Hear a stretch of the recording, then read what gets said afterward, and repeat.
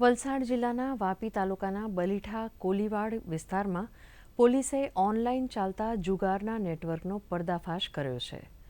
Valsad local crime બ્રાન્ચની ટીમે દરોડો પાડીને 21 આરોપીઓને ઝડપ્યા છે.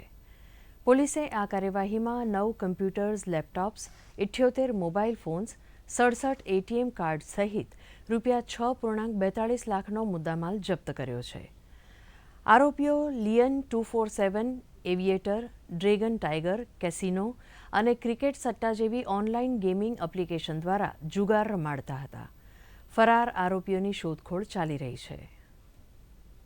આ દરેકે દરેક 21 જણા છે એ લોકોને વોટ્સઅપના માધ્યમથી જ્યારે પણ કોઈ ક્લાયન્ટ કે કોઈ કસ્ટમર સંપર્ક કરતા ત્યારે એ જે પણ ગેમ રમવા માંગતો હોય ક્લાયન્ટ એના યુઝરનેમ પાસવર્ડ આપીને એને ગેમ રમવામાં આવતી હતી અને એના આધારે એમાં જીતે તો એને પૈસા આપવામાં આવતા અને હારે તો એના પૈસા એના પાસેથી લઈ લેવામાં આવતા હતા. અને આ બધા પૈસા ભેગા થયા પછી આ તમામ જે 21 લોકો છે એ એના મેનેજર અભિષેક યાદવને ટ્રાન્સફર કરતા હતા અને અભિષેક યાદવ ઇન ટર્ન પછી અલગ અલગ અકાઉન્ટમાં ને અલગ અલગ જગ્યાએ ટ્રાન્સફર કરી દેતા હતા.